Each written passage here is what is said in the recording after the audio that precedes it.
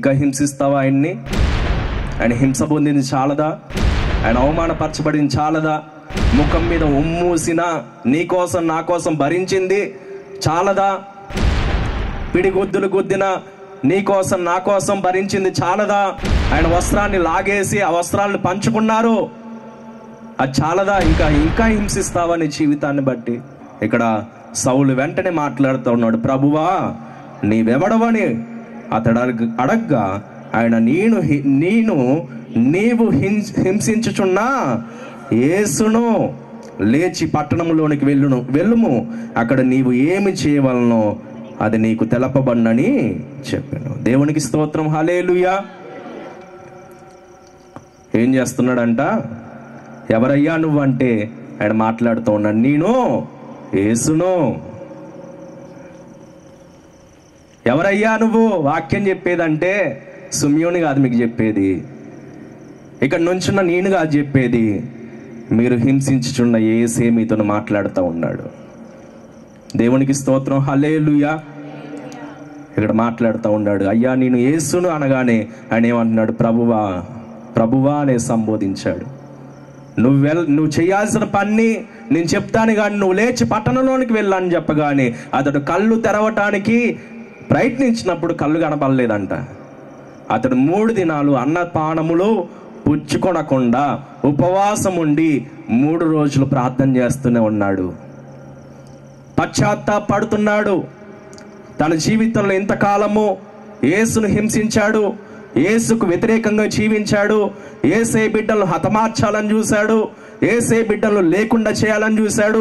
ఎప్పుడైతే ప్రభు యొక్క దర్శనము అతనికి కలిగిందో 3 రోజులు ఉపవాసం ఉండి పశ్చాత్తాపడుతూ ఉన్నాడు తన జీవితంలో చేసిన తప్పుడు పనులను బట్టి. ఈరోజు ఏ రోజైనా నువ్వు పశ్చాత్తాపడ్డావా? ఏ రోజైనా నీ జీవితాన్ని మార్చుకున్నావా? ఎన్నిసార్లు దేవుణ్ణి దర్శించట్లేదు? ఎన్నిసార్లు దేవుని వాక్యము యొక్క వెలుగు నీకు ప్రత్యక్షం అవ్వట్లేదు? కానీ ఎవరైనా పశ్చాత్తాపడుతున్నారా? అక్కడ సౌలు మాత్రం రెస్పాండ్ అయ్యాడండి.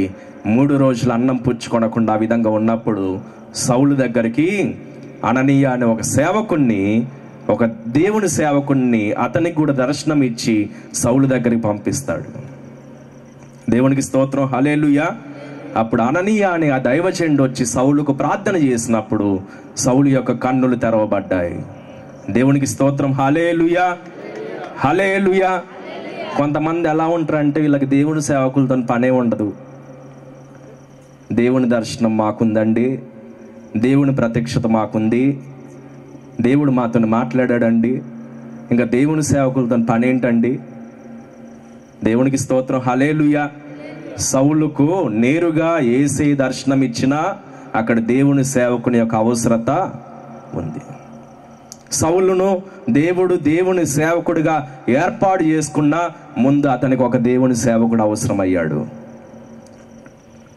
సౌలు తన జీవితాన్ని మార్చుకున్న తర్వాత ఏం జరుగుతుందంటే అప్పటి వరకు ప్రజలందరూ ఇతనికి భయపడే వాళ్ళు, ఇప్పుడు ప్రజలకు భయపడి ఇతడు పారిపోవాల్సిన పరిస్థితులు వచ్చాయి. ఇతని పక్షంగా నిలబడ్డ వాళ్ళు ఎవరు కూడా లేరు, ఇతని పక్షంగా ఉన్న వాళ్ళు ఎవరు కూడా లేరు. తిమోతికి రాసిన 2వ పత్రిక 4వ అధ్యాయం 16వ వచనము,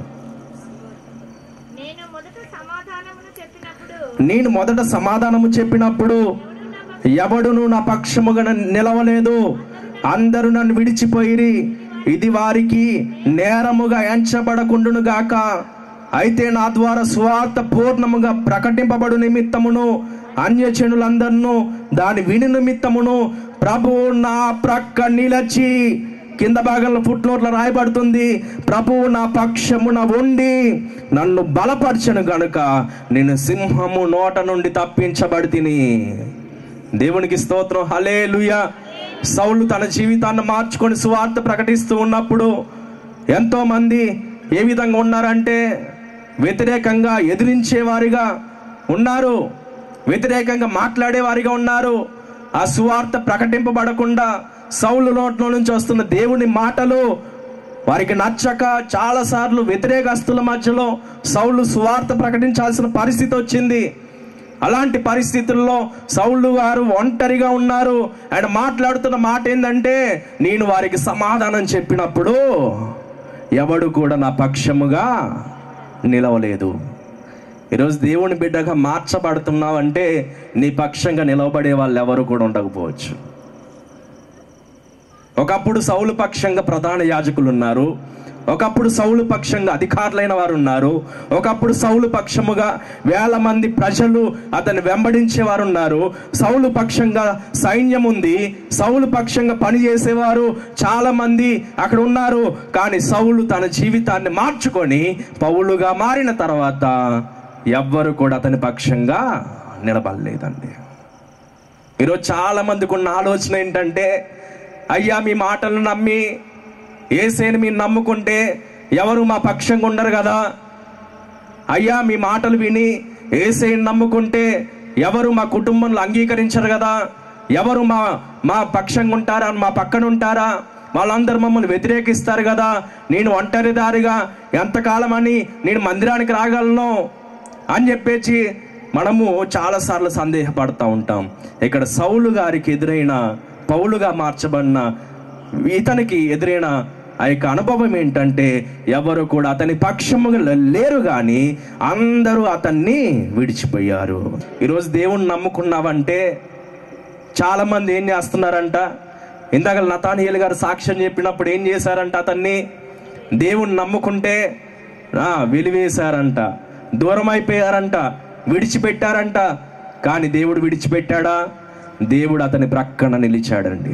దేవునికి స్తోత్రం, హల్లెలూయా.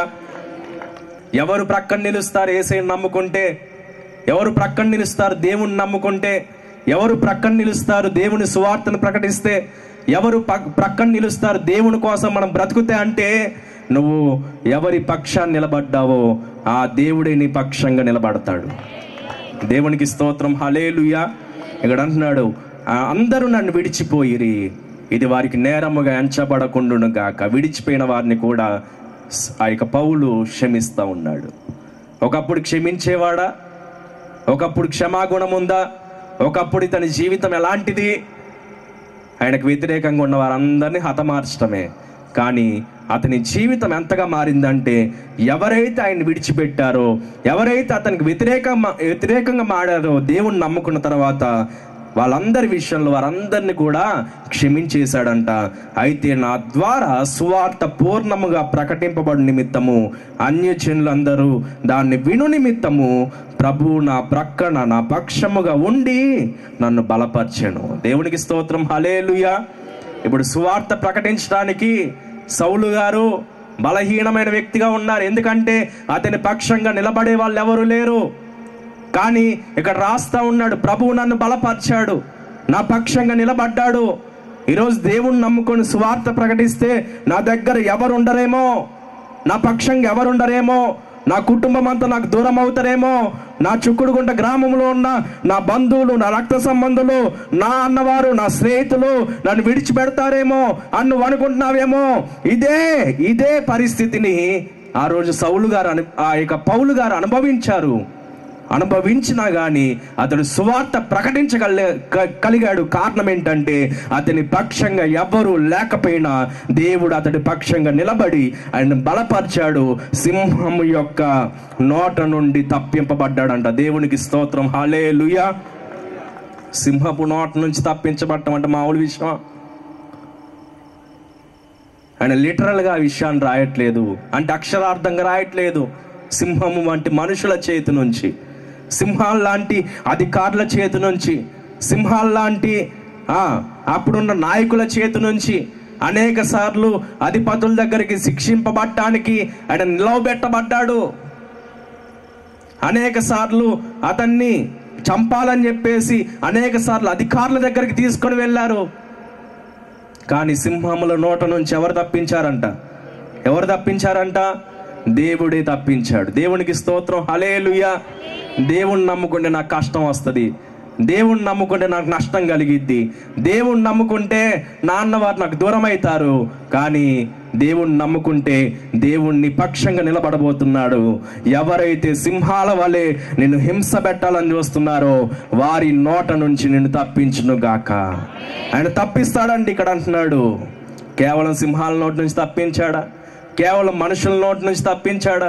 కేవలం మనుషుల చేతి నుంచి విడిపించాడు దేవుడు, కేవలము తనకున్న సమస్యల నుంచి మాత్రమే విడిపించాడంటే అంత మాత్రమే కాదు. కింద భాగానికి వస్తే ప్రభు అతని పక్షముగా నిలిచి చేసిన ఇంకో గొప్ప కార్యాన్ని మనం ఆలోచన చేస్తే, ప్రభు ప్రతి దుష్కార్యము నుండి నన్ను తప్పించి తన పరలోక రాజ్యమునకు చేరునట్లు నన్ను రక్షించును, యుగ యుగములు ఆయనకు మహిమ కలుగునుగాక. ఆమెన్. గట్టిగా చెప్పండి. దేవునికి స్తోత్రం. హల్లెలూయా, హల్లెలూయా. ఇక్కడ మనం చూస్తున్నాం ఏంటంటే, సువార్త ప్రకటిస్తూ ఆయన వెళ్తున్నప్పుడు ప్రతి దుష్కార్యము నుంచి కూడా దేవుడు అతన్ని తప్పించాడంట, పరలోక రాజ్యానికి చేరునట్లు తనను రక్షించాడు. ఆలోచన చేత నన్ను నడిపిస్తావయ్యా, నీ ఆత్మ చేత నన్ను వాడుకుంటావయ్యా.